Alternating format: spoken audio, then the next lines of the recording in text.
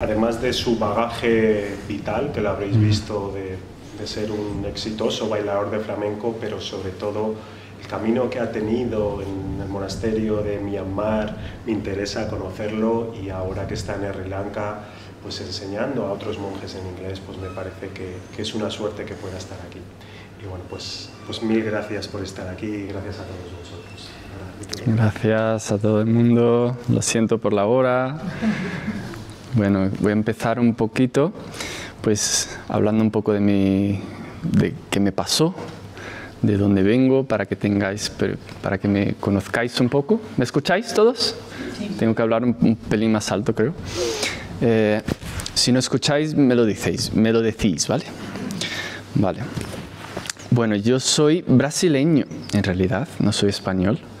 Y mi madre baila flamenco hasta hoy en día, y yo pues seguí sus pasos desde pequeño, y me vine a España para trabajar aquí, para aprender más y poder ser profesional, digamos, aquí en España. Y viví aquí 7 años y tuve bastante, bueno, yo diría que bastante éxito, digamos. Estaba trabajando en un nivel muy bueno, con artistas muy buenos, en los tablaos, también en otros países. Pero yo sentía que me faltaban una tranquilidad o algo más, con más sentido, algo más profundo. Me faltaba algo en la vida. Y yo, viniendo del yoga, que hice yoga, practiqué yoga por unos años, viniendo del yoga yo pensé que era la meditación. Tengo que meditar un tiempo. Entonces tomé unas vacaciones que yo tenía y me fui a India. Ese fue mi principio así, digamos, más a fondo, ¿no? en eso. Y en India yo hice un retiro de como 8 días así, en inglés, y el monje era una persona muy culta, que habla muchos idiomas, y nos presentó el entrenamiento, pues el entrenamiento que ofrece el budismo, de lo que se refiere más a la mente, cómo desarrollar la mente, cómo desarrollar la tranquilidad, la concentración, y yo pues escuchándole pues me inspiró mucho, y de allí me fui a donde él decía era el mejor lugar, que era en Myanmar. Myanmar es un país que casi nadie conoce. Myanmar, ¿verdad? Es un país, está al este de India, y entre India y Tailandia, está ahí, pero casi nunca se habla de Myanmar. Es un país un poco cerrado, así, digamos, ¿vale? Un poco como la Corea del Norte, pero no tanto. Pero allí, en este país tan cerrado, el budismo se mantuvo muy fuerte, es muy parte así de la cultura, de la tradición de la gente. Entonces hay casi 500.000 de monjes allí, Theravada, y es parte de la cultura. Entonces yo estuve allí, y lo que eran 2 o 3 meses de meditación se convirtieron en 7 años. ¿Vale? Poco a poco fui, venga, el visa, ¿no? ¿Se dice? El visado, más y más tiempo, más y más tiempo. Y bueno, en ese periodo yo estaba viviendo en un monasterio, en un centro de meditación, y empecé como laico, y claro, meditando todos los días y viviendo con monjes, preguntando, leyendo. Poco a poco fui pues entendiendo más la filosofía y la práctica, y tuve más y más pues confianza, ¿no? O fe, digamos, en la enseñanza y en esas prácticas y tal. Y poco a poco me cambiaron los valores, lo que yo pensaba ser más importante y tal, eso cambió mucho, y fue creo que uno de los motivos por que dejé de bailar al final, o me hice monje, digamos. Pero llegó un punto donde yo estaba allí y yo con esos nuevos valores, yo ya no me veía volver a bailar. Era como volver no es que no me gustara bailar, o el flamenco, o el arte en general, pero había encontrado algo mejor. Había encontrado algo con más significado, que me podía traer más satisfacción, digamos, a largo plazo. Entonces, pues decidí hacerme monje. Entonces estuve allí 7 años, ya soy monje hace 8 años y medio. Y después de ese tiempo allí, empecé a buscar una manera de aprender a fondo el budismo, porque el budismo tiene, digamos, 2 partes principales. Una es el estudio, el pariyatti, ¿vale? Es el estudio y ahí tienen todo un sistema tradicional para estudiar. Desde pequeñito estudian un montón, ¿vale? Y memorizan cosas y tal. Y el otro aspecto es la práctica, ¿no? Que creo que tenemos más aquí, un poco más aquí. La gente de los occidentales quieren la meditación normalmente. Entonces yo pues empecé meditando, pero luego quería estudiar, quería entender todo bien, la filosofía y entender. Es muy profundo el análisis de conciencia, estados mentales y procesos mentales y cómo funciona y todo. Todo un análisis profundo. Y yo quería aprender eso. Entonces me fui a Sri Lanka, que es otro país, ¿no? Sri Lanka es una isla pequeñita al sur de India. Y allí estoy hace 2 años y medio haciendo un curso tradicional también, con maestros de allí, pero hablan inglés. Eso fue la diferencia, que hablan inglés. Y entonces ya era más fácil para mí pues, aprender y poder hacer preguntas y cosas de esas, ¿no? Si no fuera en inglés, tendría que aprender otro idioma, el idioma local, lo que harían las cosas más difíciles, ¿no? Entonces estoy aprendiendo Pali, aprendiendo todos esos aspectos del budismo, el Abhidhamma, si lo conocéis, el Vinaya, la parte monástica, las reglas y etcétera. Y los suttas, todos los suttas. Entonces poco a poco vamos a ir adentrando a ese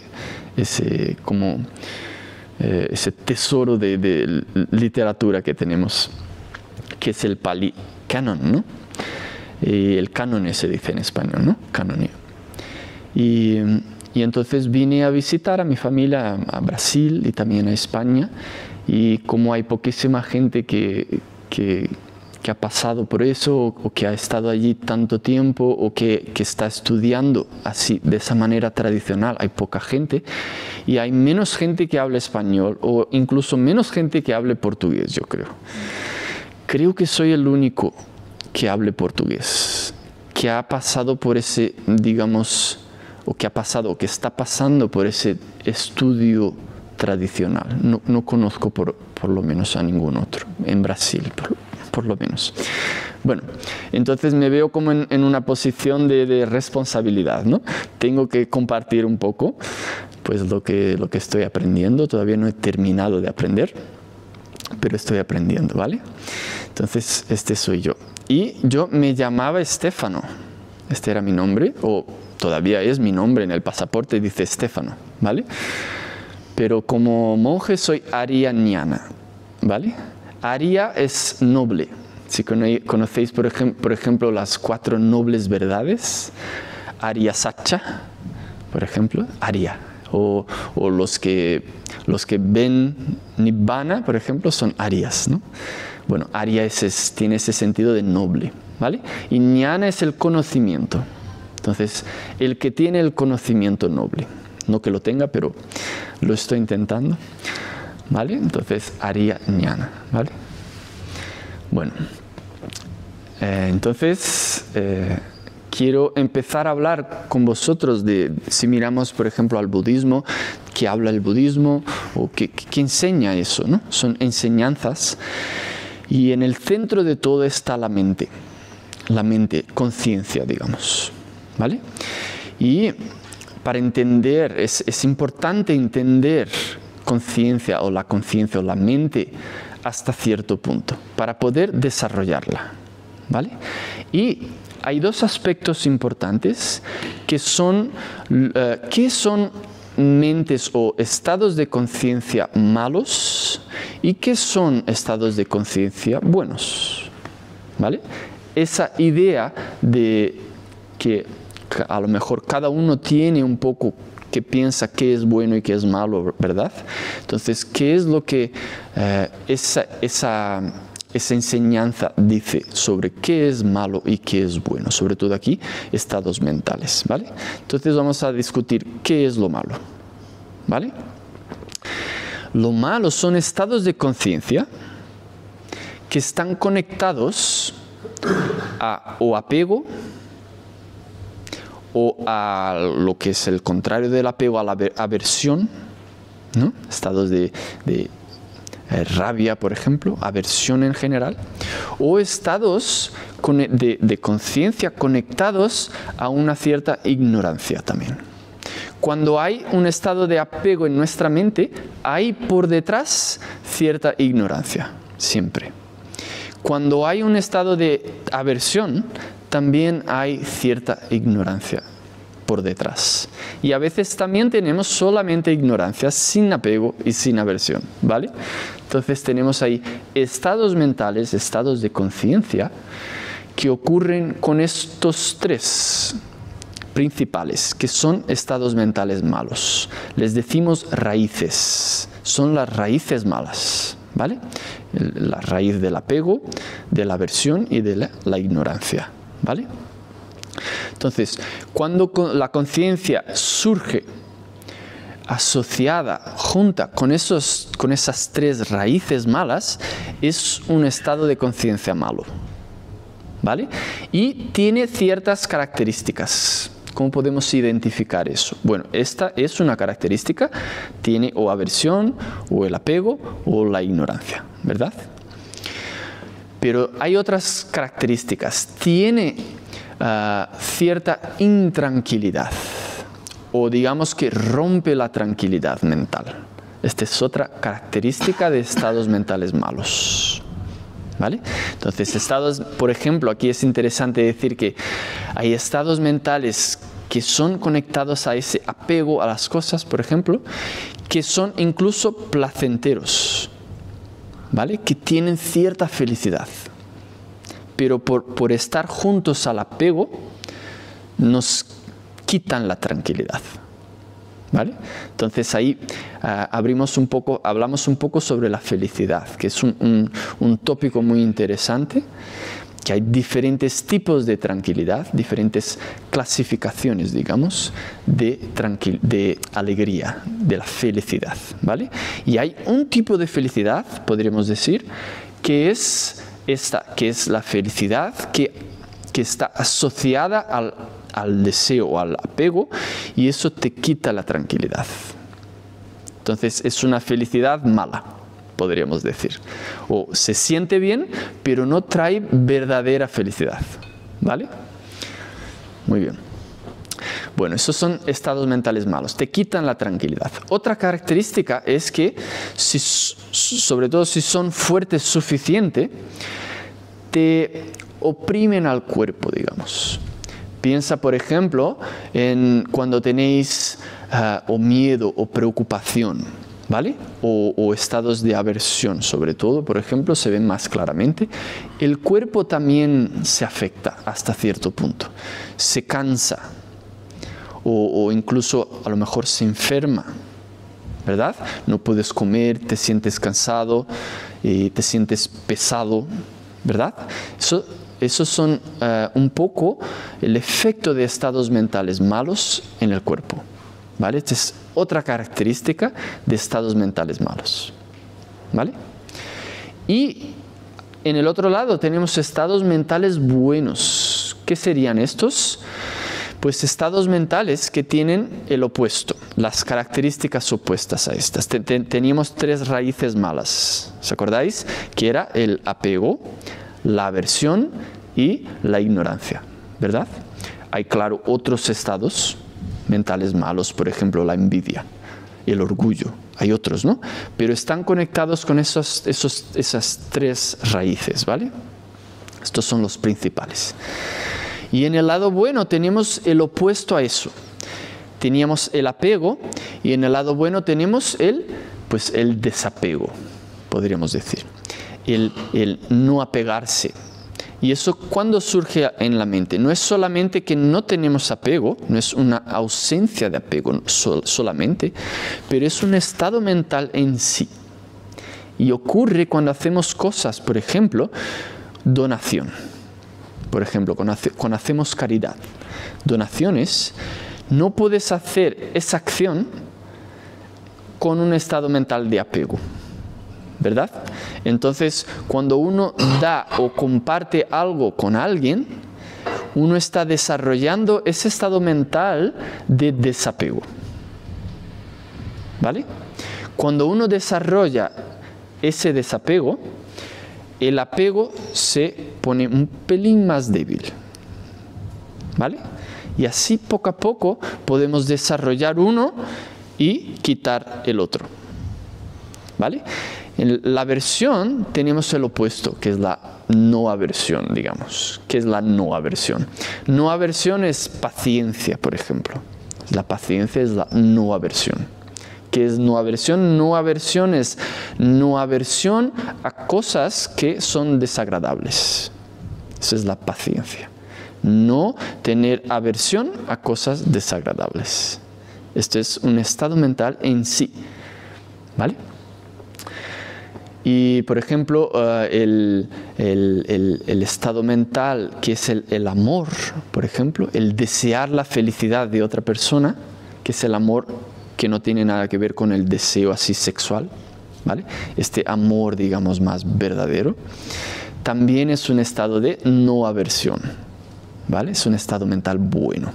Y cuando desarrollamos eso, esa paciencia o ese amor, poco a poco quitamos la aversión, los estados mentales de irritación o aversión o miedo incluso, ¿vale? Rabia, etc. Y luego teníamos la ignorancia. ¿Qué es la ignorancia? Ignorancia no es lo que, pues, a lo mejor diríamos normalmente que es, por ejemplo, no saber, a lo mejor, el nombre de algo o el nombre de un país, o no saber, no sé, lo que normalmente pensamos como ignorancia, ¿no? Esta es una ignorancia un poco especial, que es una ignorancia de que cuando la mente presta atención a algo, no lo ve claramente. Es como un estado mental de oscuridad. Porque la mente siempre, hasta cierto punto, ve a su objeto.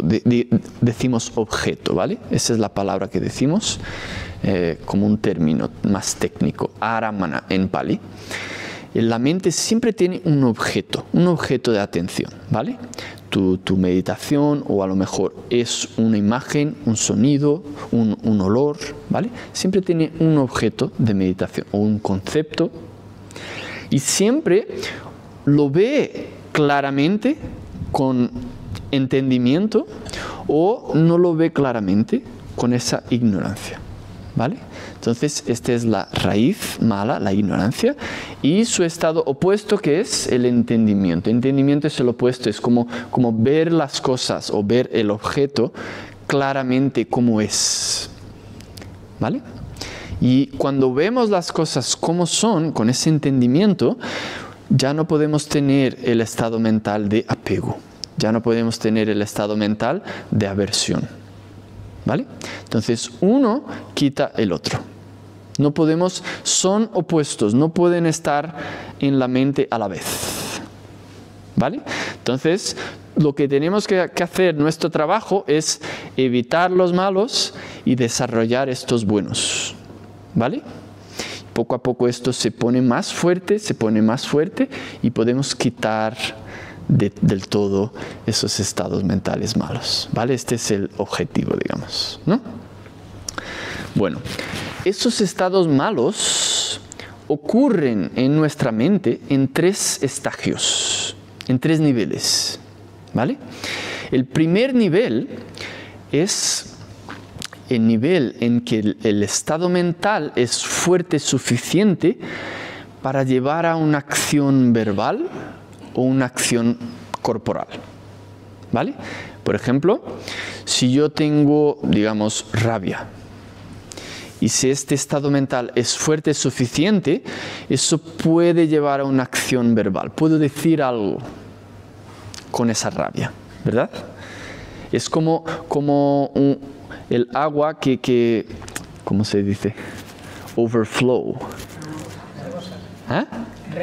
Rebozas.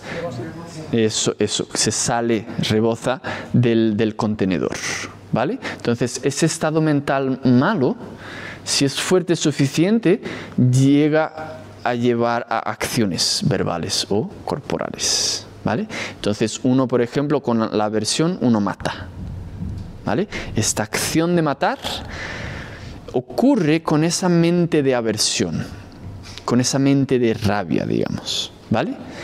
Y ese estado mental de rabia lo podemos decir que es el estado mental de rabia al nivel de transgresión. Transgride en términos de acción, ¿vale? Entonces podemos dividir la rabia en 3 niveles. El primer, el estado mental de rabia al nivel de transgresión, que es fuerte suficiente para llevar a una acción verbal, para decir algo o para hacer una acción corporal, de dañar o de matar, etc. ¿Vale?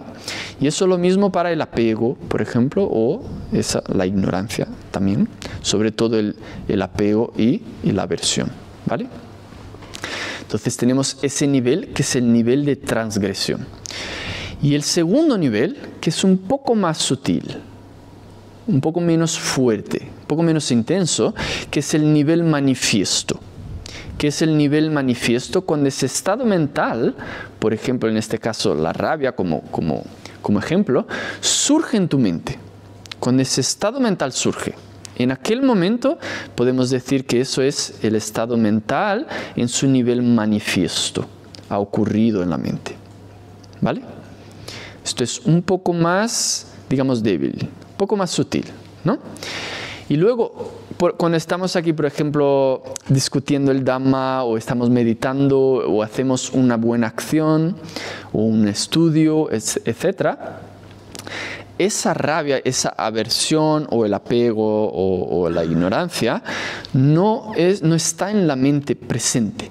No es un estado mental que esté en la mente presente en un estado en un nivel manifiesto. El pensamiento no ocurre, ¿verdad? Pero podemos decir que está allí en un nivel latente. Entonces son 3 niveles de esos estados mentales malos. El nivel de transgresión, cuando es fuerte suficiente y lleva acciones malas. O el estado a nivel manifiesto, cuando ocurren pensamientos con esos estados mentales malos. O el nivel latente, que como que están dormidos, ¿verdad? Bueno, entonces, para quitarlos, para quitar esos 3 niveles, tenemos 3 prácticas, 3 cosas, 3 entrenamientos que podemos desarrollar poco a poco, día a día, que quitan estos 3, ¿vale? El nivel de transgresión lo quitamos con una práctica, un entrenamiento moral, se dice. Un entrenamiento de seguir preceptos morales, ¿vale? ¿Qué es eso? Eso es como poner límites a lo que vais a hacer, sobre todo a cosas malas al principio, ¿vale? Por ejemplo, si yo decido no tendré rabia, no funciona, ¿verdad? Solamente esa decisión no es suficiente, ¿verdad? Todavía ocurre en la mente, el estado manifiesto todavía ocurre. Pero podéis decidir, os podéis entrenar en no voy a matar. Este es el límite que ponemos en ese entrenamiento, ¿vale? Entonces, ¿qué quiere decir? La rabia sí todavía surge en el estado mental manifiesto, pero no dejamos que sea tan fuerte que lleve a esta acción de matar, que lleve al nivel de transgresión. Transgresión, ¿no? Transgresión con la S, ¿no? Transgresión. ¿Vale? Entonces, con vuestra decisión podéis poner ese límite. No voy a matar, por ejemplo, ¿vale? Este es el primer precepto, ¿vale? Para que tengáis éxito en vuestra práctica, para que podáis tranquilizar la mente a niveles más profundos. Hay ciertos preceptos o ciertas cosas que tenéis que evitar, ¿vale? Y la primera es esta, es matar. Es como ponerse a sí mismo un límite, ¿vale? Entonces todavía surge la rabia, pero no transgrede, no sé cómo decir eso. Vale. ¿Me entendéis, no? Bien. Vale. Otro, por ejemplo, es no voy a robar, es otro, por ejemplo. ¿Vale? Hay 5 preceptos básicos, diríamos. ¿Por qué los llamamos básicos? Porque son lo que necesitáis para tener éxito en la meditación, ¿vale? Que es no matar, no robar y evitar la mala conducta sexual y el mentir y intoxicantes, lo que sea que os quite el control mental, digamos, sobre todo así que te quite el juicio, ¿vale? Que te quite el juicio o que te quite ese control, ¿vale? Por ejemplo, el alcohol sería el ejemplo al principio, pero hoy en día tenemos, creo, otras cosas, ¿verdad? Entonces, para que podáis tener más tranquilidad a niveles más profundos, tenéis que tener por lo menos estos 5 en vuestro entrenamiento moral, ¿vale? No matar, no robar, evitar la mala conducta sexual, no mentir y los intoxicantes, ¿vale? Y esto es un entrenamiento. Decidís, no voy a matar, por ejemplo. Y cuando hacéis esto, esa mente, esa decisión, es una decisión buena. Y te ayuda a evitar esa acción, que también te protege a ti mismo y protege a los demás, ¿vale? Y también te trae cierta tranquilidad por no hacer esas cosas malas. Y te ayuda a llegar a estados de tranquilidad más profundos, ¿vale? Si estáis interesados en la meditación, ¿vale? Bueno, este es el entrenamiento moral, entrenamiento de los preceptos. Y luego, claro, estos son los 5 preceptos, digamos, lo básico.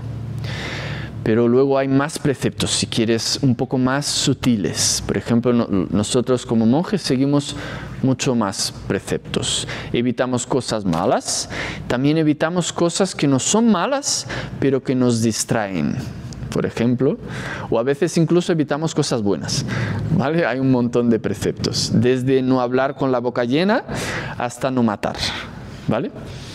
Bueno, y todo eso te ayuda, te cría el entorno mental y también externo para que puedas tener más tranquilidad y para que puedas avanzar en tu meditación, ¿vale? Bueno, este es el entrenamiento moral. Entonces, ese entrenamiento directamente quita o ayuda a quitar los niveles de malos, los estados mentales malos a nivel de transgresión, ¿verdad? Entonces, ese estado mental todavía surge en la mente, pero yo no hago estas acciones malas, ¿vale? Eso es lo que hace. Pero eso no es suficiente. Ya, si sigues esto, tendrás una vida, ya tendrás más tranquilidad, pero no es suficiente. La mente todavía tiene esos estados mentales malos a un nivel manifiesto. Todavía no tienes tanta tranquilidad, por ejemplo, ¿vale? Y si uno quiere quitar eso a ese nivel manifiesto, ya requiere otro tipo de entrenamiento, que es el entrenamiento ya entrando en la meditación, el desarrollo mental. ¿Qué es la meditación? Cuando vemos esa palabra meditación, no dice tanto, no entendemos claramente qué es la meditación. Es un cultivo mental, es un desarrollo mental, ¿vale? La palabra es bhavana. Bhavana es como desarrollar, o desarrollo, mejor, desarrollo, ¿vale? Entonces, aquí lo que hacemos es un desarrollo mental. Y lo que hacemos es desarrollar un estado mental bueno, que poco a poco se opone a lo malo y lo quita, ¿vale? Eso es lo que hacemos con la meditación, ¿vale? Entonces, hay dos tipos de meditación que necesitamos para quitar estos dos niveles de estados mentales malos que nos quedan, ¿vale? Y el primero es la tranquilidad. Eso es lo que tenemos que hacer con la meditación, ¿vale? Digamos, queréis desarrollar la mente, lo primero que tenéis que hacer es tranquilizar la mente, calmar la mente, que también al mismo tiempo es concentrar la mente. Y también la hace más fuerte. Y también le da más atención. Y también le da más felicidad. Todo eso a la vez, ¿vale? Entonces, ese tipo de meditación se le llama samatha, ¿vale? O el desarrollo de samadhi. Samadhi, que eso también está presente en tradiciones hindúes, en el yoga, ¿vale? El desarrollo de concentración, samadhi, ¿vale? ¿Y cómo se desarrolla eso? Queremos, pues, tranquilizar la mente. ¿Cómo se hace eso? Hay una técnica, ¿no? No es de cualquier manera. Tienes que poner la mente en un estado mental bueno, en un objeto bueno, y mantenerla allí por un buen rato. Este es el entrenamiento, ¿vale?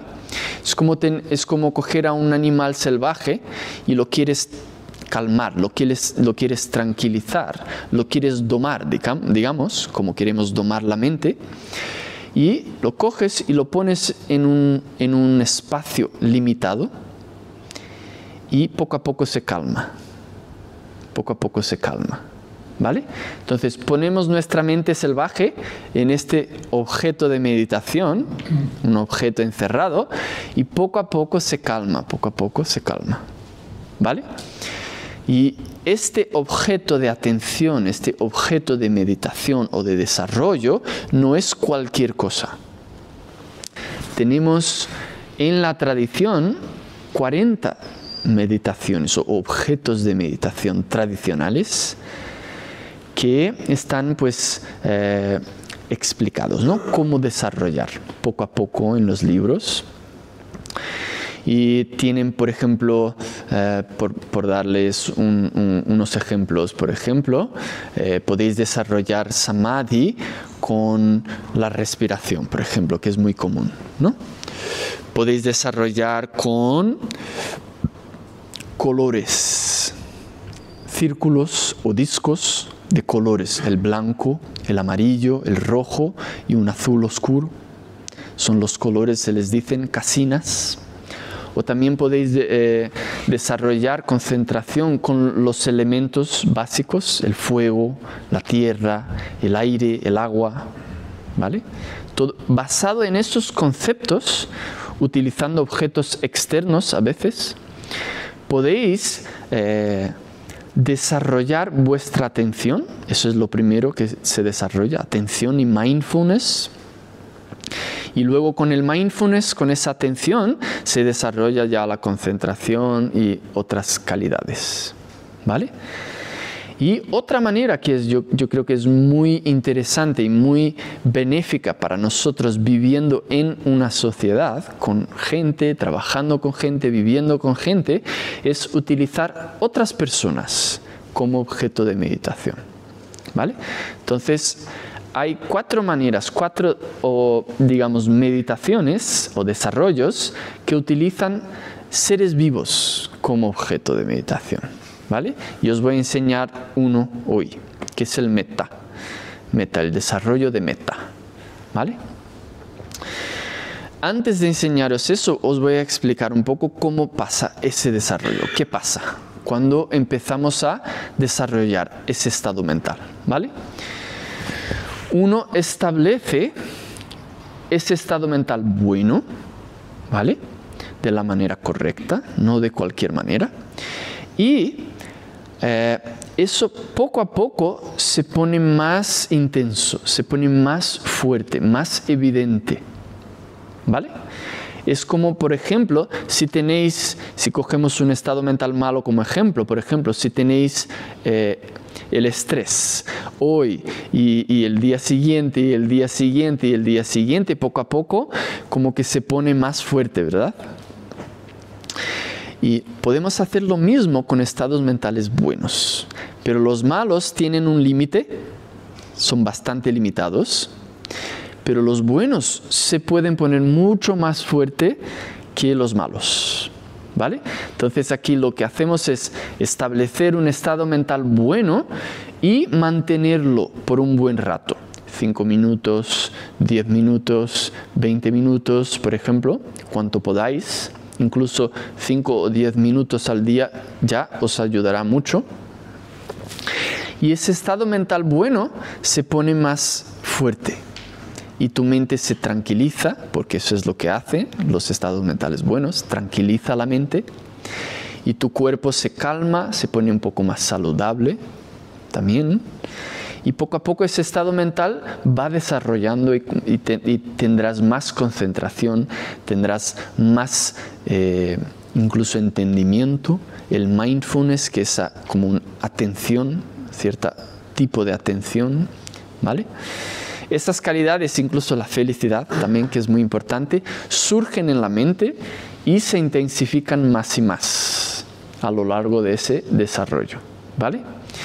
Y vais pasando por estagios de concentración, hay 3 principales, y también estagios de desarrollo, estagios o niveles de meditación, podríamos decir también, y estagios también de felicidad, ¿vale? Entonces aquí voy a coger la felicidad como punto para que podáis entender cómo desarrolla eso, cómo desarrolla la mente durante ese proceso, ¿vale?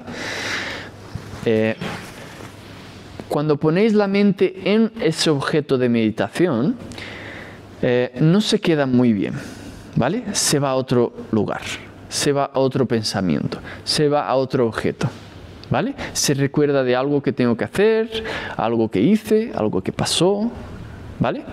Pero poco a poco traéis la mente otra vez a ese objeto y poco a poco se calma un poco más, ¿vale? Y entonces, cuando esos estados mentales más intensos de los malos se calman, estados mentales buenos surgen. Y de entre estos tenemos la felicidad, ¿vale? Y hay 5 niveles de felicidad que podéis vivenciar durante esta práctica, ¿vale? El primero es como, a lo mejor habéis tenido, por ejemplo, una situación donde tenéis tanta felicidad que tenéis como los pelos de punta. ¿Sí? ¿Sí o no? Creo que sí, ¿no? Esta felicidad surge durante la meditación, ¿vale? Es el primer nivel de felicidad, que ya es bastante fuerte, pero es muy corta, sí, muy corto, se va muy pronto, ¿vale? Perdón por el español, a veces se me va. Es como muy corto, viene y se va muy rápido, ¿vale? Luego seguís practicando, más tranquilidad, más concentración, ¿vale? Las semanas pasan, meses pasan, no sé, depende de cada persona. Pero luego ya tenéis una felicidad que es más intensa y también dura un poco más, pero también es corta, ¿vale? Que es comparada a un rayo.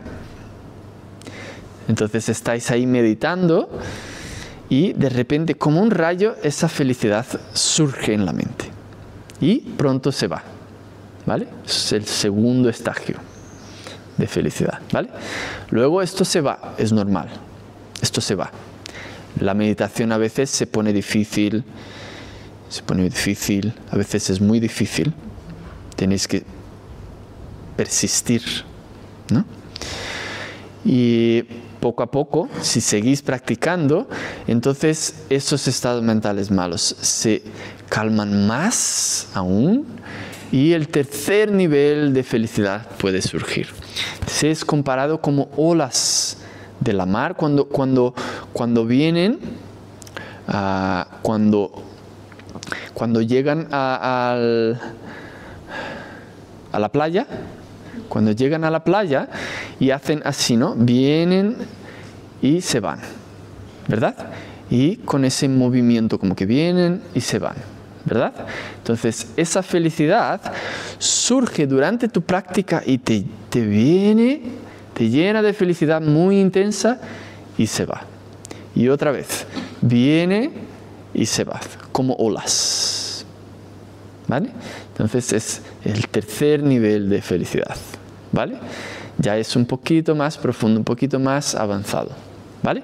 Y eso también se va, ¿vale? Se calma, esa tranquilidad se va. Seguís meditando, seguís practicando, se pone difícil otra vez, ya estáis como luchando otra vez, pero con el tiempo, poco a poco, más mejora la meditación y ya el cuarto nivel de felicidad surge, que ya dura más también y te llena de felicidad de una manera más profunda, más intensa, te quita el dolor del cuerpo y ya empiezas a sentar, poder meditar por largo rato, ¿vale? Sin dolores, ¿vale? Y eso también se va, ¿vale? Y seguís meditando, seguís mejorando, luchando a veces. Y ya llega el último, el quinto estado de felicidad, que es el que te llena, digamos, la felicidad que te llena. En inglés se dice pervading happiness, que llena, ¿vale? Entonces, esa es la más importante porque ya aparece más al final de este proceso de quitar los estados mentales malos, más fuertes, y te tranquiliza la mente, es más tranquila, es una felicidad más tranquila y no se va tan pronto. Entonces, esa cuando ya es bastante, digamos, ya está establecida, se queda. Y entonces, mientras meditáis, tenéis esa felicidad con vosotros. Y esa felicidad lo que hace es que quita el opuesto. ¿Cuál es el opuesto a la felicidad? Son estados mentales de aversión, estados mentales negativos, ¿vale? Entonces, podríamos decir que la felicidad es el antídoto mental para ese estado opuesto de aversión, de rabia, de estrés, ¿vale? Este antídoto, ¿vale? Y eso se desarrolla pues con ese proceso de concentración o tranquilización, ¿vale? Y esa felicidad pues se torna como una calidad que tiene tu mente casi como todo el tiempo, ¿vale? Entonces estarás mucho más contento, por ejemplo, si puedes llegar a ese nivel, en general, casi. Durante el día, por ejemplo, aunque no estés meditando, tienes más felicidad y tienes más tranquilidad. Eso se convierte en una calidad, algo que has desarrollado, ¿vale? Bueno, entonces, cuando ya llegas a este punto, ya estás cerca de una concentración más profunda, ¿vale? A ese nivel ya como que podríamos decir que se cierran los sentidos, digamos los sentidos de, por ejemplo, la visión, el oído y las sensaciones táctiles. Y ya tu mente se vuelve mucho más interna con tu objeto de meditación, que se convierte en algo mucho más interno. Normalmente es un concepto que es producido por la mente. Y ahí ya puedes llegar a concentración más profunda, donde ya no estás pendiente del entorno y de la posición del cuerpo y cosas de esas. Y ya meditar se torna mucho más placentero, ¿vale? Bueno, este es el proceso de concentración. Luego ya hay absorciones, los jhanas. estados de absorción profunda y tal, ¿no? Vale. ¿Y qué hace este entrenamiento? También es un entrenamiento, ¿verdad? Estáis entrenando la mente, ¿verdad? Entonces, este entrenamiento de la concentración quita el segundo estado de los estados mentales malos, que es el estado manifiesto. El estado manifiesto, ¿verdad? Hemos quitado el estado mental de transgresión con los preceptos, con ese entrenamiento moral, ¿verdad? Y luego el estado mental de manifiesto, esos pensamientos que surgen, lo quitamos con eso, con la concentración. Con eso, la mayoría, no del todo, pero la mayoría se quitan. Ya no tendrás esa aversión, ese miedo, esa preocupación surgiendo en la mente fácilmente, ¿vale? Es difícil que surja en la mente, ¿vale? Pero todavía no es suficiente. Hay que hacer más. Y ahí es donde yo podría aquí introducir un poco el Buda. ¿Qué es lo que hizo el Buda? El Buda es una persona, también tenía estados mentales malos y buscó una manera de quitarlos. Eso es lo que hizo. ¿Cómo quito esos estados mentales malos? Hay otras cosas también, ¿no? Hablar del samsara y otras cosas, ¿no? Pero por la perspectiva de la mente, ¿cómo quito esos estados mentales malos? Y él pues fue y practicó esa conducta moral de no matar, etc. Y practicó meditación con maestros, otros maestros, y aprendió a desarrollar la concentración. Bueno, lo hizo cuando era pequeño solo también. Bueno, no voy en muchos detalles, pero... Y luego, con esa concentración, vio que todavía no era suficiente. Todavía tenía esos estados mentales, a veces a nivel manifiesto, pero sobre todo a ese nivel, que es el tercer nivel, el nivel latente. Todavía están allí. Pueden surgir como una semilla en la tierra. No la vemos, pero está ahí y puede crecer. ¿Vale? Entonces, él desarrolló otro tipo de práctica también basado en la meditación, que no es enfocado en la concentración, tranquilidad, que es lo que hicimos hasta ahora, pero utiliza esa mente tranquila, fuerte, concentrada, para desarrollar entendimiento. Aquí cambia el foco del entrenamiento. Ya se convierte en un entrenamiento de sabiduría, podríamos decir, o entendimiento. ¿Entendimiento de qué?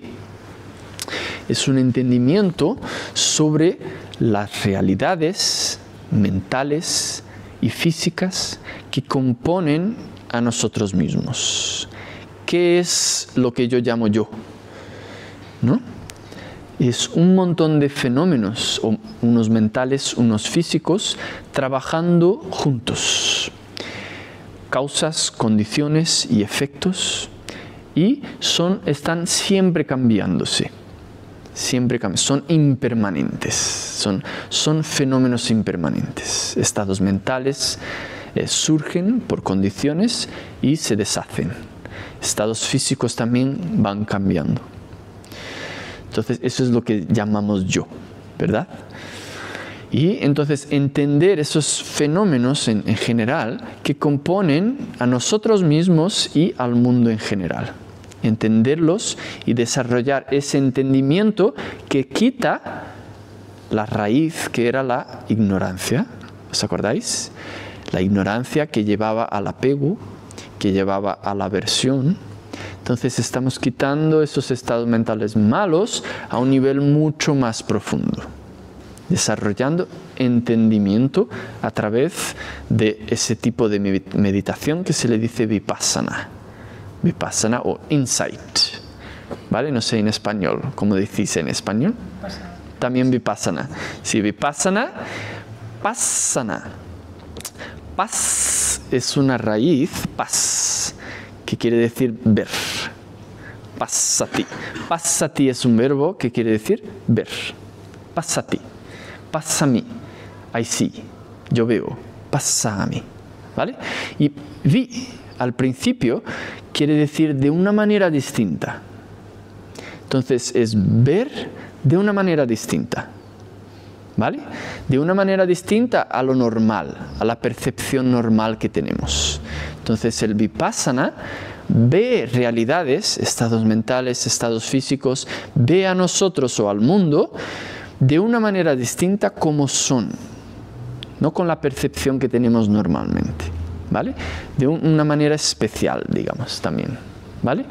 Y está basada en esta concentración.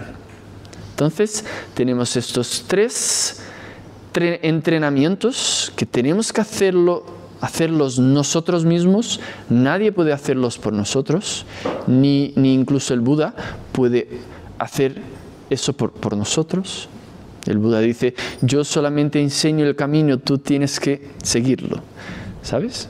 Yo digo, mira, haz esto, tienes que hacerlo tú, yo no puedo hacerlo por ti, ¿verdad? Si pudiéramos, haríamos, ¿no? Pero no se puede. Entonces, solo decimos lo que hay que hacer. Mira, lo que hay que hacer es esto.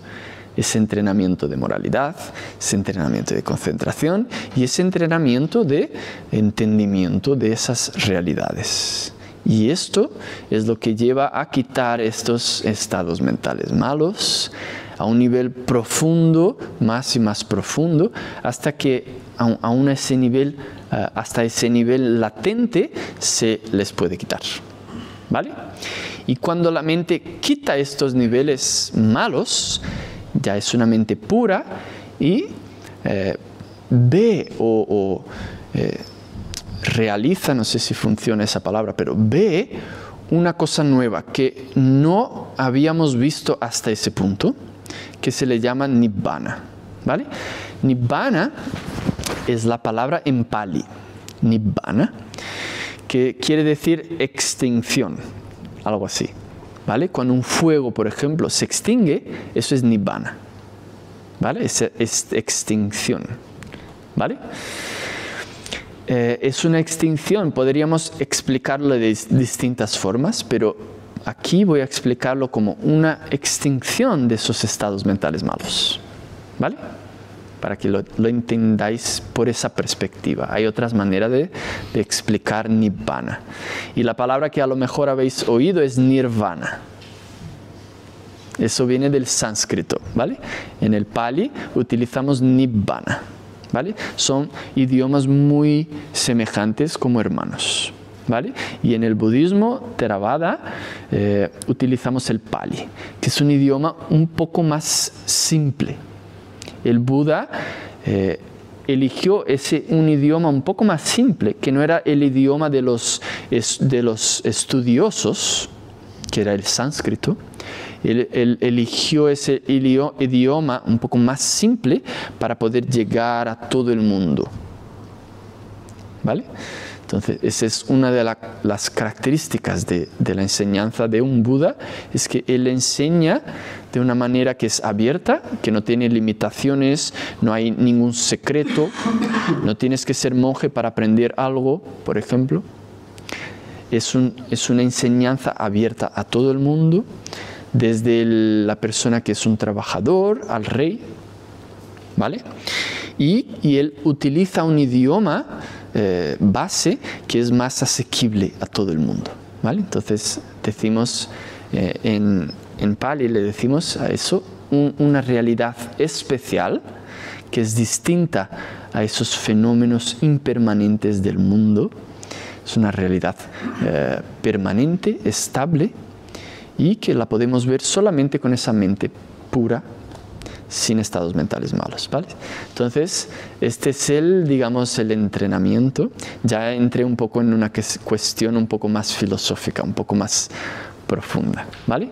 Pero, incluso sin ninguna creencia budista, podéis meditar y tener los beneficios de la meditación a un nivel bastante bueno. A un nivel muy profundo ya depende de un poco más. No, ya porque niveles más profundos ya dependen un poco de tus creencias también, porque eso afecta a nuestra mente, nuestras creencias, ¿vale?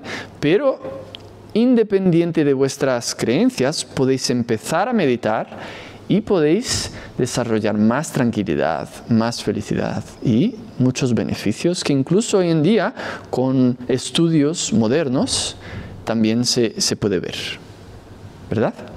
Muy bien. Entonces vamos a meditar un poco, ¿no?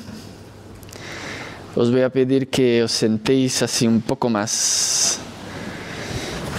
Lo más importante aquí es la espalda, un poco más recta. Eso es, creo que es lo más importante, ¿vale? Del cuerpo. Y que estéis así como confortables, pero también relajados y alertas. Relajados y alertas a la vez, ¿vale? Podéis meditar sentados, podéis meditar de pie, podéis meditar tumbados o incluso caminando, pero normalmente sentados es lo mejor. Entonces podéis buscar distintas posiciones que os ayude. Y lo más importante aquí es que la espalda esté así como un poco recta, los hombros en sitio, y eso os ayuda a concentrarse mejor y a respirar mejor también. Podéis dejar, por ejemplo, las manos que descansen así en las piernas, y eso os ayuda también con los hombros para que no se caigan, ¿sabes? Eso ayuda a mantener todo ahí en posición. Y podéis meditar con los ojos abiertos hasta cierto punto, pero os voy a pedir que cerréis los ojos porque es mejor, más fácil concentrarse con los ojos cerrados. Bueno, buscar un poquito ahí la posición.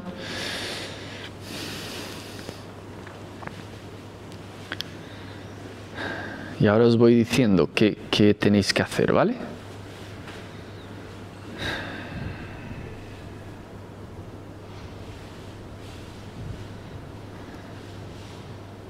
Ahora, por ahora, solamente buscar una posición y relajaros un poco, dejar los pensamientos, los problemas, todas vuestras preocupaciones, lo que tenéis que hacer mañana, dejarlo de un lado.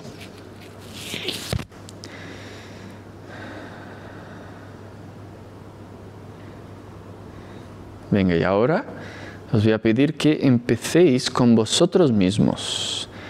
Solamente tenéis que desear vuestra propia felicidad. Que yo sea feliz. Ese es el estado mental. Que yo sea feliz.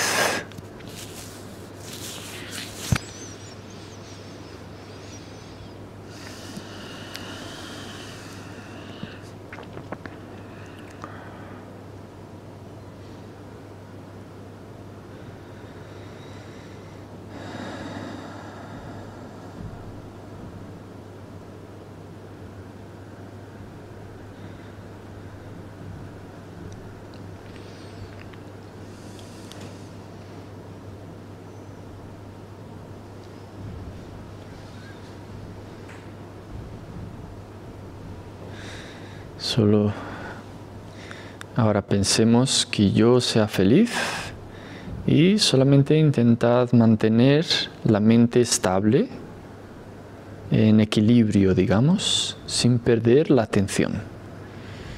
Que yo sea feliz.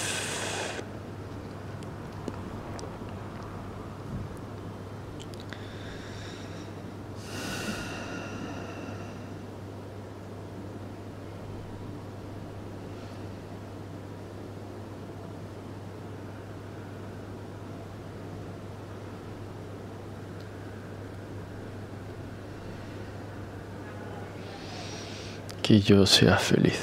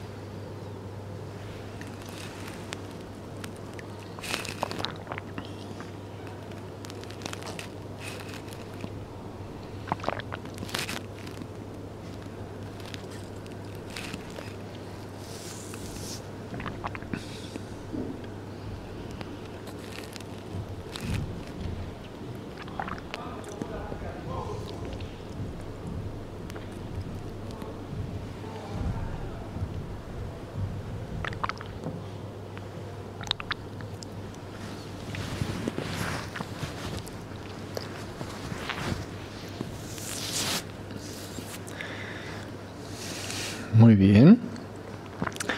Y ahora os voy a pedir que penséis en una persona que sea una persona así querida, una persona con quien os sentís muy bien, confortables, que sea muy fácil desear la felicidad de esa persona. Y que esté viva, también es importante que esté viva, una persona viva. Y es mejor que sea del mismo sexo también, porque vais a pensar mucho sobre esa persona. Por ejemplo, un profesor o un buen amigo, o a lo mejor un padre o madre, si tenéis buena relación, una persona querida. Y ahora deseáis la felicidad de esa persona. Que esa buena persona, sea feliz.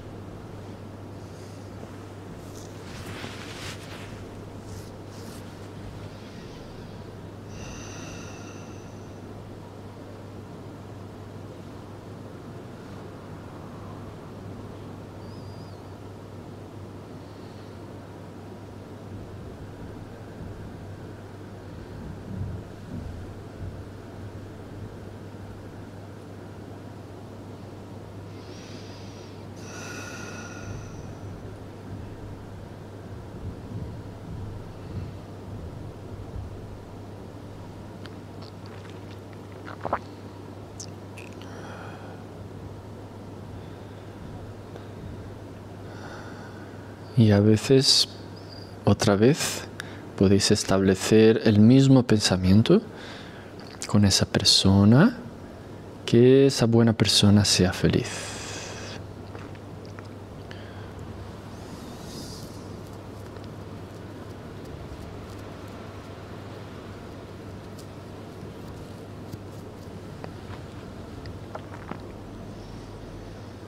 Si podéis ver a esa persona como enfrente, con una expresión tranquila, una sonrisa tranquila, también ayuda un poco a establecer la mente.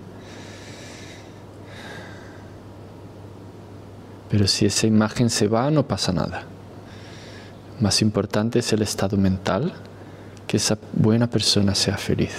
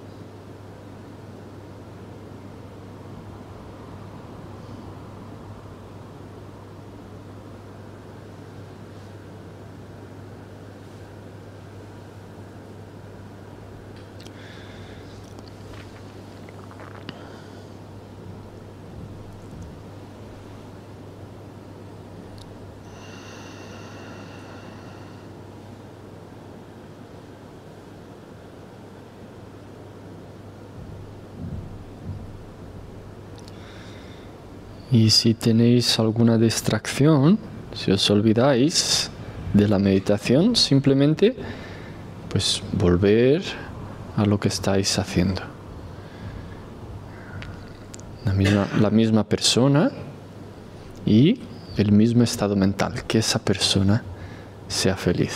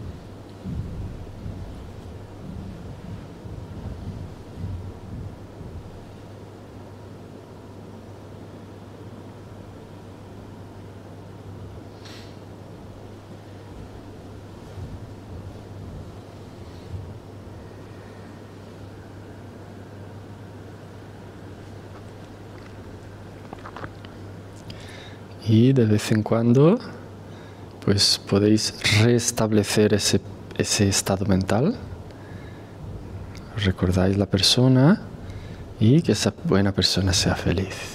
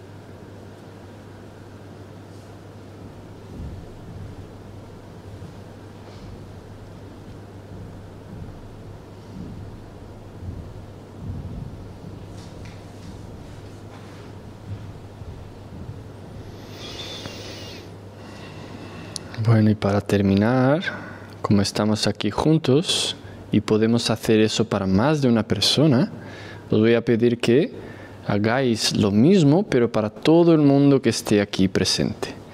Que todas las personas, los seres vivos, aquí presentes en esta sala, que ellos sean felices.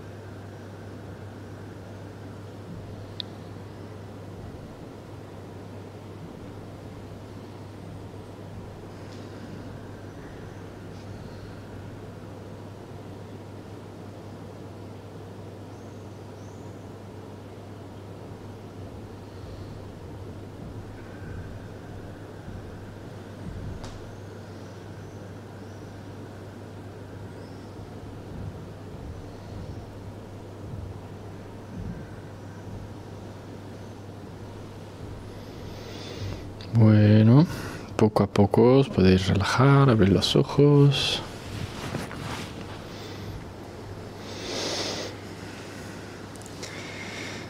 Bueno, lo que hicimos es el desarrollo de meta. Meta es el estado de un amigo, el estado mental de un amigo. ¿Qué hace un amigo? Un amigo de verdad desea la felicidad de la otra persona. Este es el estado de un amigo, ¿vale? Se le dice meta. Y lo que estamos desarrollando es este estado mental, el estado de un amigo que pues desea la felicidad de otra persona. Empezamos con nosotros mismos, pero para tenerlo más fuerte tienes que hacerlo para otra persona. Por eso solo empezamos con nosotros, pues ayuda un poco a establecer ese estado mental, pero más importante es hacerlo para otra persona. ¿Vale?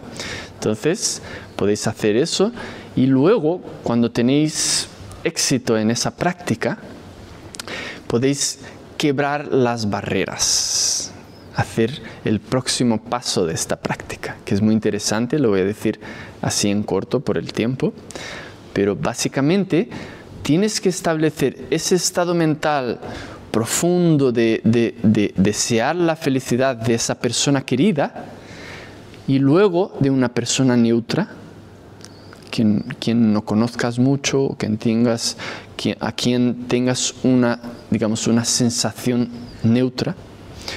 Luego, más difícil, una persona a quien no te guste mucho, por ejemplo.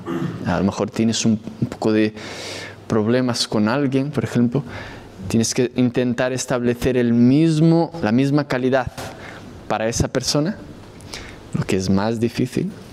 Y luego, al final, para una persona que te ha hecho daño, un enemigo, digamos, una persona que te ha hecho daño o que ha dañado a alguien, ¿sabes? Entonces, poco a poco, quebráis esas barreras que tenemos entre ese tipo de personas, la persona querida, la persona neutra, la persona que no nos gusta y el enemigo, ¿vale? Entonces, esa práctica de meta se desarrolla también así, a niveles más altos. Podéis hacerlo también, pero tenéis que ver vuestra mente. Si cogéis una persona muy difícil, no vais a poder mantener el estado mental bueno. Va a ser muy difícil. Entonces, mejor una persona con quien podáis mantener ese estado mental bueno. Por eso, normalmente la persona querida al principio, ¿vale? Y luego podéis hacer a más individuos, todo el mundo, por ejemplo, en este área, en un área pequeña, por ejemplo, en mi casa, o en mi barrio, en mi pueblo, en mi ciudad, en mi país y en el mundo. Podéis establecer ese mismo estado mental con la misma calidad que a la persona querida, a todo el mundo. Esa es la práctica de meta, cuando ya se llega al nivel de romper, quebrar esas barreras, ¿vale? Bueno, Sima Samveda se llama este tipo de práctica, ¿vale? Y esta es una de las maneras de concentrar la mente y hacer ese proceso que os he dicho, ¿vale?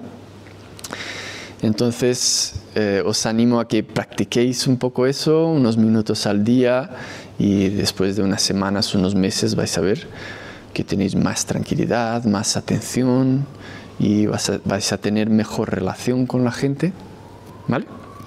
Y ahora, si tenéis alguna pregunta, podemos discutir algo. Si el tiempo permite, quien se quiera ir, se puede ir sin ningún problema.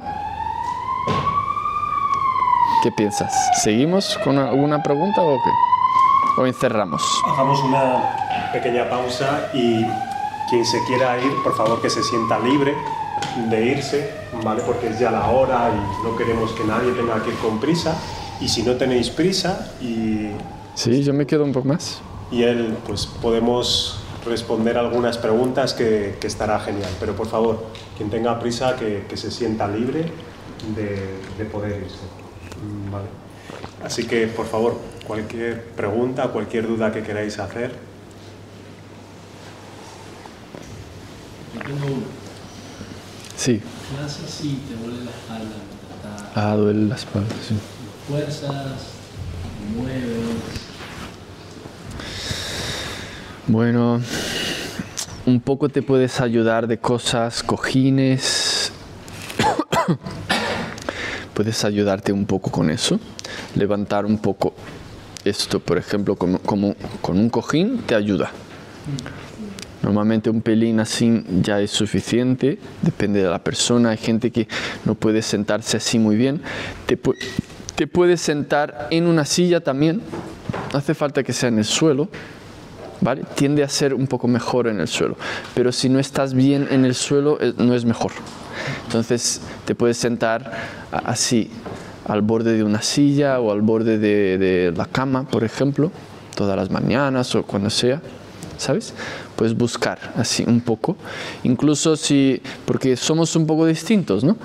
Entonces, si puedes a lo mejor relajar o descansar los brazos aquí, por ejemplo, las manos, te ayuda a mantener los hombros en sitio y traer un pelín la cabeza un poco hacia atrás, y luego hacer también un poco de ejercicio, fortalecer la espalda, también ayuda.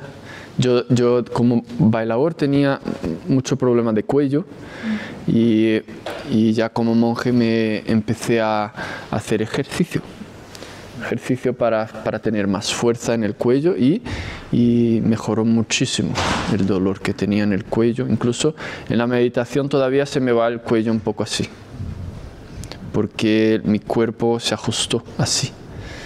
No está 100% sano, digamos, ¿sabes? Tengo el cuello un poco malo. Entonces, hasta cierto punto, deja que tu cuerpo busque un balance, un centro, y a veces no es perfecto, ¿vale? Entonces, deja ahí un poco de ajuste, puedes buscar, y algo que te ayude, un poco así, y otras posiciones. Caminas un poco, o de pie, o te tumbas un rato, pero siempre con la espalda recta, eso es lo más importante.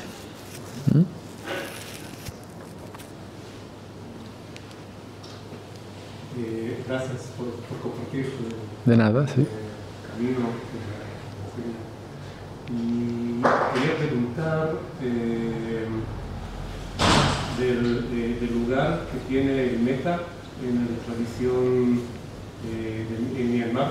¿En Myanmar? Y pregunto porque en las interpretaciones occidentales muchas veces reciben mucha atención. El metta a veces se parece mucho más que la proporción que tienen en los suttas.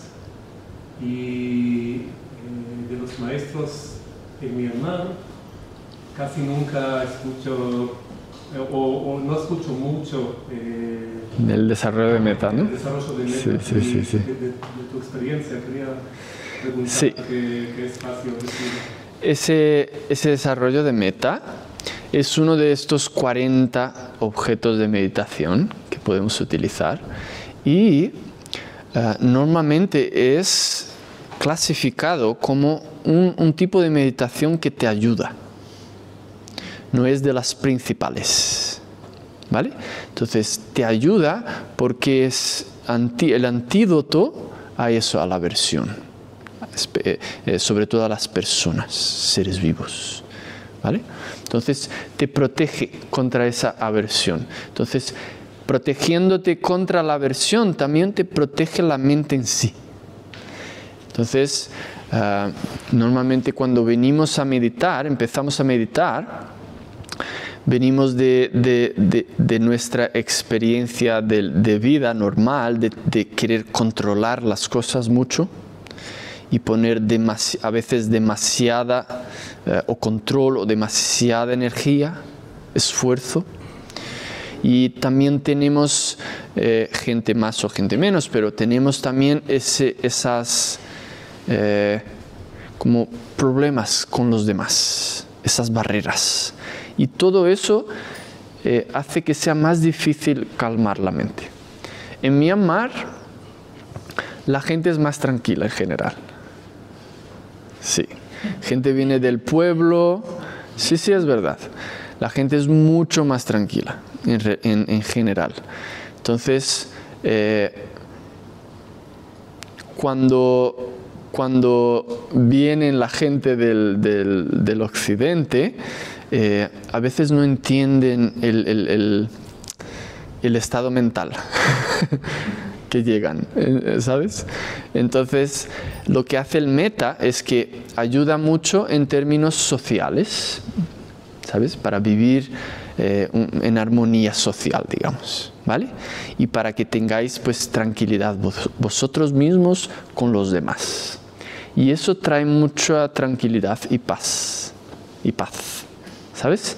Y eso te ayuda ya, cuando tienes eso, ya puedes aprender, por ejemplo, otros objetos de meditación que a lo mejor puedes utilizar como principales. Normalmente son los kasinas, que son los discos que dije, o anapanasati, que es muy común, y los 4 elementos, hay muchos que son más principales, ¿vale?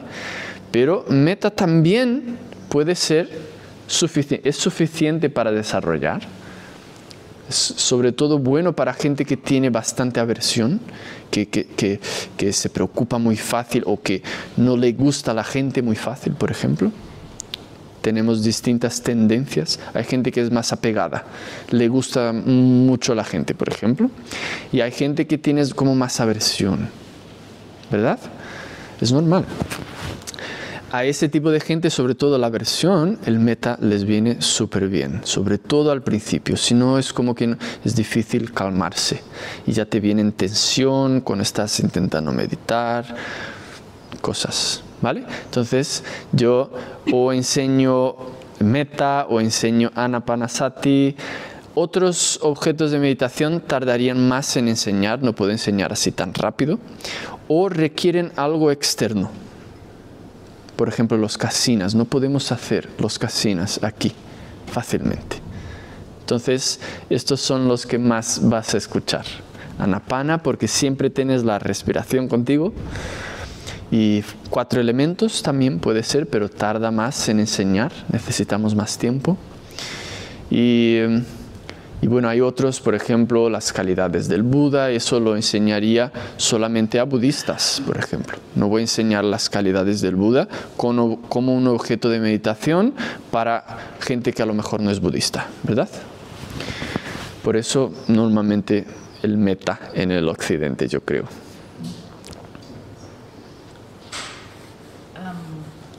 Has comentado, ¿no?, que tenías esta inquietud de estudiar en profundidad el budismo, y mi pregunta es, para aquellos que tenemos un interés en conocer el budismo, especialmente la rama Theravada, y que no nos vamos a ir a Myanmar 7 años, claro. ¿qué recomiendas? Sí. Porque al menos en Madrid hay como muchas escuelas tibetanas, y Zen hay algunas, pero Theravada no.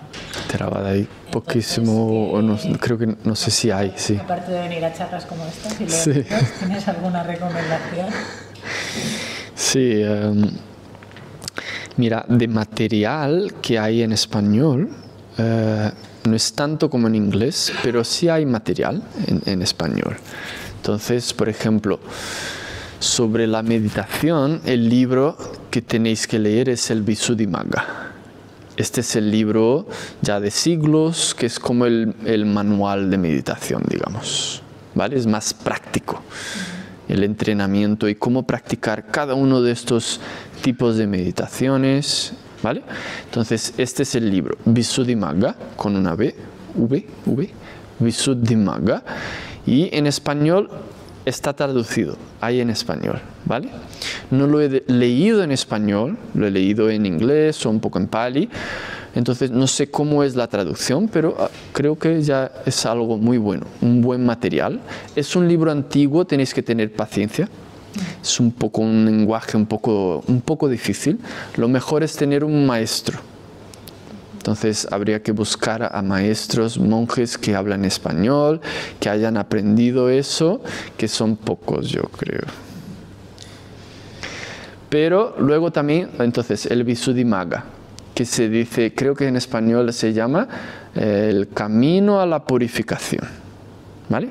Porque estamos purificando la mente. el camino de la purificación o a la purificación, algo así, en español, ¿vale? Luego hay, pues, suttas, que son como discursos del Buda, palestras que dio el Buda o incluso a veces alguno de de otros monjes, que enseñan el Dhamma, ese entrenamiento, esa enseñanza en muchos diferentes aspectos y formas, ¿vale? Los suttas. Pero es mejor que si tenéis los suttas con las explicaciones tradicionales. También es otro problema, que no están traducidas. Entonces el idioma sí es un problemilla, un problemón. ¿Vale? El budismo está abierto y está ahí para todo el mundo, esa enseñanza está ahí, pero está un poco así como inasequible, ¿puedo decir? Inasequible hasta cierto punto, por eso, por el lenguaje, por la distancia, por la cultura. Entonces necesitamos más monjes. Sí, busca suttas basados en el Pali y yo evitaría libros modernos. Y buscaría esto, el Visuddhimagga.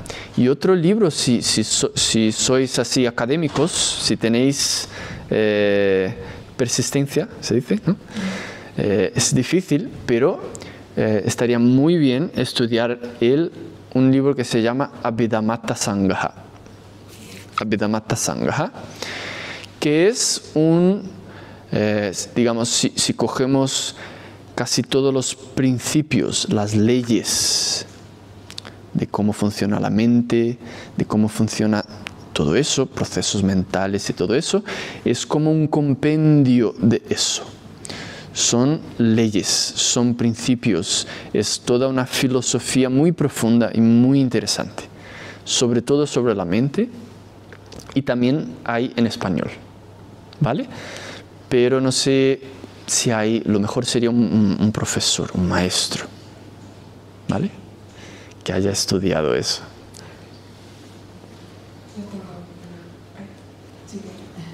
Yo quería preguntarte, ¿hay alguna hora del día recomendable para meditar o que esté el estómago vacío? También ayuda, sí. Mira,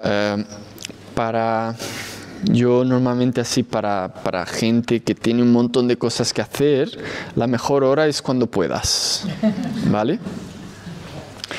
Pero tiende a ser mejor por la mañana temprano, tiende a ser mejor, ¿vale? No sé, como que la mente está un poco más clara, no has comido, ¿vale? Entonces, normalmente por la mañana. Por ejemplo, si pensamos en el Buda, él llegó a ese estado al amanecer.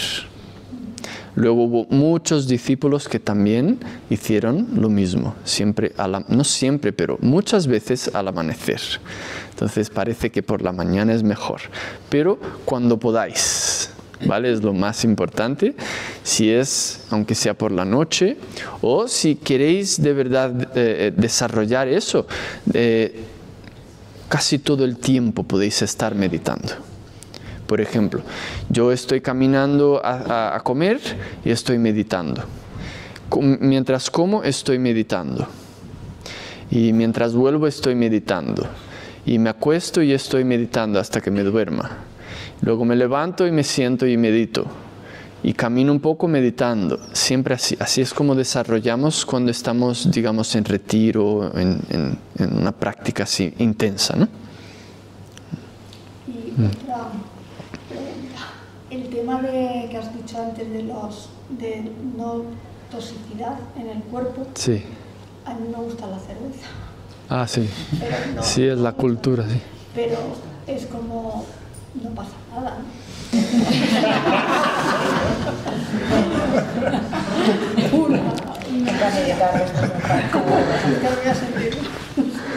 Sí. Mira, yo no sé hasta qué punto eso te bloquearía, porque estos preceptos básicos son cosas o evitan cosas que te bloquean. Por ejemplo, si uno mata, por ejemplo, aunque sea un animal pequeño, esa mente de aversión con esa intención de matar es demasiado mala para desarrollar los estados mentales buenos. Son opuestos, ¿sabes? Si lo malo está fuerte demasiado, no puedes desarrollar lo bueno. Entonces, matar es directamente la mente. Pero lo del alcohol, yo no sé hasta qué punto te bloquearía, pero parece que te bloquea. Entonces, yo sé que es parte de la cultura, es lo mismo en Brasil, cuando a veces queremos dar algo a alguien, damos vino o damos alcohol, es como parte de la cultura, pero parece que sí, que eso te bloquea, porque cuando bebes no puedes desarrollar eso. La mente se viene más a los estados malos y piensas lo que no pensarías normalmente. Dices lo que no dirías normalmente y haces lo que no harías normalmente. Entonces, yo no sé si un poquito de alcohol te bloquearía o no, pero parece que sí. Entonces, si queréis meditar, es mejor evitar eso. Lo siento. Y yo tengo una cuestión aquí. El hecho de no matar todo, como dices, también sería evitar comer carne, ¿no? No. ¿O no? Porque es porque, claro, no estamos matando, sí. estamos siendo parte del sistema, ¿no? Sí, esto siempre es una pregunta así importante, frecuente. Y así, el comer carne en sí no te bloquea nada. Puedes desarrollar la meditación y eso no te va a prevenir, no te va a bloquear, ¿vale? Pero el matar sí. Entonces, lo que monjes, por ejemplo, hacemos, podemos comer carne si queremos, pero no puede ser la carne que alguien haya matado ese animal para nosotros, ¿vale? Entonces, tenemos ahí una regla extra, digamos, que no podemos aceptar o consumir esa carne de un animal que haya sido muerto para nosotros, monjes en general, ¿vale? Entonces, ese precepto nos pone, digamos, un nivel más lejano del proceso de matar, ¿vale? Nos distancia de esto, ¿vale? Pero el comer carne en sí no te bloquea. Y eso es claro en muchos pasajes, digamos, historias, que monjes, por ejemplo, como vivimos de lo que da la gente, podemos aceptar la mayoría de las comidas. Por ejemplo, ese tipo de carne no podemos aceptar. Es una de las cosas que no podemos aceptar, pero en general, si una persona, por ejemplo, sin matar, va y compra la carne y ofrece a un monje o una persona que está meditando, y esa persona lo puede aceptar y lo puede consumir, y eso no va a, digamos, perjudicar el estado mental en sí, ¿vale? Pero claro, hay otros factores. Si quieres, por ejemplo, el comer carne está sí conectado al matar, pero comer carne no quiere decir que estás matando. Son dos cosas distintas, ¿vale? Porque para matar hay factores. Para que eso ocurra, matar es una acción intencional. Tienes que tener la intención de matar. Es el primer factor. Luego, el esfuerzo. O dices algo dando un orden, mata. O haces algo, por ejemplo, matando, ¿vale? Entonces, un esfuerzo. Hay un esfuerzo. Luego, hay un ser vivo. Tiene que ser un ser vivo. Y su vida termina, o digamos, se muere por cuenta de tu esfuerzo. Son esos factores, digamos, para matar. Entonces, comer carne, yo no tengo la intención de matar. No hago un esfuerzo por matar, ¿entiendes? Pero entiendo que de una manera indirecta el comer carne normalmente está conectado al matar. yo no como carne, pero puedo comer carne si quiero. Si un día no tengo que comer, comeré carne, porque no me bloquea, no es una ofensa, no es un, digamos, en términos budistas, un karma malo. Entonces, es bueno distinguir, ¿no? El matar o el dañar y todo eso, que es con una mente mala, y eso sí te bloquea, y el comer carne, que no te bloquea, ¿vale? Pero yo no como carne, yo incentivo a la gente, incentivo, ¿no? ¿Cómo se dice? ¿Sí? Incentivar. Yo incentivo a los demás que coman menos carne, menos carne. Yo creo que también es más saludable comer menos carne. Y también, si pensamos, está conectado ya un poco a la compasión, ¿vale? Entonces es algo que no es esencial, pero es muy bueno, ¿vale? Tener compasión. Y también un poco más de entendimiento sobre a nivel de sociedad, como el comer mucha carne, no podemos mantener ese sistema de comer tanta carne, y eso también destruye, por ejemplo, yo viniendo de Brasil, sabemos que destruye un montón las florestas, la Amazonia y todo eso, ¿no? Entonces, claro, eso ya es otro nivel, ¿vale? Entonces, desde este tipo de entendimiento, de compasión y también un poco de, a lo mejor, responsabilidad, yo pues creo que es mejor no comer, dejar de comer lo máximo que podáis, ¿vale? Pero comer carne en sí no te bloquea, ¿vale? Es importante. ¿Terminamos? ¿Te quieres ir? Yo creo que la última pregunta. Vale, última pregunta. Bueno, gracias por de nada. Explicaciones tan fácil, ¿no? Tienes experiencia explicada. Gracias. Mi pregunta es, siempre cuando meditas, el objetivo es llegar, eliminar esa parte cognitiva y llegar más al subconsciente, o no siempre, porque como comentabas, puedo estar meditando dando un pequeño paseo o cuando estoy comiendo. Claro, entiendo que ahí tu objetivo no es llegar a ese nivel más profundo de eliminar esa cognición, o siempre, si podemos, sería lo ideal tener por lo menos unos momentos de ese nivel más profundo, ¿no? Sí. Entonces, ahí, por ejemplo, el Abhidhamma te da una explicación, un análisis muy interesante de tipos de conciencia que surgen cuando vemos, cuando escuchamos, cuando sentimos. Ese tipo de conciencia es muy débil, solo coge la información, pero no puede meditar, no puede tener esos estados mentales más fuertes, cognitivos, que son, digamos, interiores, digamos. ¿Vale? De una manera más fácil, ¿vale? Hay términos técnicos así de cómo explicar eso, pero sí, esos estados de entendimiento, de concentración más fuertes son todos independientes de los sentidos, los 5 sentidos. Entonces son siempre, digamos, más internos, ¿vale? Basados en este 6º sentido, que es la mente en sí, ¿vale? Algo así. Entonces, cuando estás caminando, por ejemplo,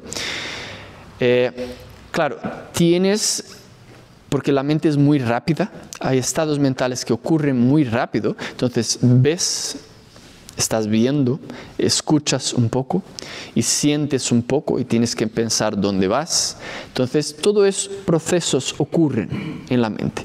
Pero por detrás también ocurren esos pensamientos más profundos, meditativos, que sí tienen efecto, ¿sabes? Aunque no sea, por ejemplo, una absorción, que sería un estado mental continuo, sin quebrarse, meditativo, no es el caso, pero aún así puedes desarrollar la meditación caminando. Pero normalmente es más profundo cuando puedes parar y ya no tienes que ver cosas, no tienes que sentir cosas, ¿vale? Entonces, tened pues en mente que, por ejemplo, al caminar o hacer otras acciones, estáis pues desarrollando, pero un poco más débil, el proceso así de meditar es un poquito más, como más débil, no es tan intenso, no es tan profundo. Sí, es verdad. Bueno. Perdona, es que Sí. una preguntita. Vale, muy cortita. Me iba a enrollar un poquito con el tema de la felicidad y los apegos, que no es tanta felicidad porque realmente no está tan corta en ser festival y tal. Pero sobre la meditación y la práctica, me comentaron una vez, bueno, un maestro, que en meditación, si se hace como varias veces al día, es mejor que incluso que haga una larga, porque como el alimento, si estás comiendo y comes otra vez, te va a ser siempre mucho un medicamento, te lo tomas para hacer más efecto, también te va a hacer más efecto la meditación continua, aunque sean 6-7 minutos, pero a lo mejor cada 2 horas, cada 3 horas, cada 4 horas. Esa era la pregunta. Sí, a mí me gusta eso, porque, por ejemplo, si tú meditas, hombre, para ir así, si quieres ir a más profundidad, es mejor más tiempo, una sesión más larga.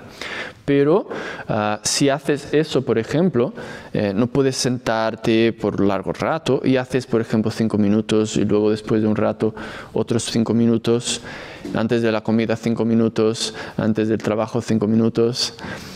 Lo que estáis haciendo es como volvéis a esa meditación y eso os ayuda a retomar el equilibrio un poco que perdemos durante el día. Y hay una cosa importante, que cuanto más desarrollas ese objeto de meditación, ese hábito de meditar, vais a ver que vuestra mente se va casi sin pensar, se va a la meditación. Entonces vais a estar caminando y de repente, ¡ay, estoy meditando! ¿Sabes?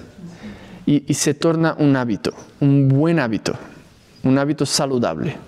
Y eso también te ayuda durante el día a día a desarrollar vuestra meditación y a mantener la mente bien, tranquila, en armonía, digamos. Entonces sí, me gusta ese tipo de cosas. Pero si queréis más profundidad, es mejor así un poco más largo.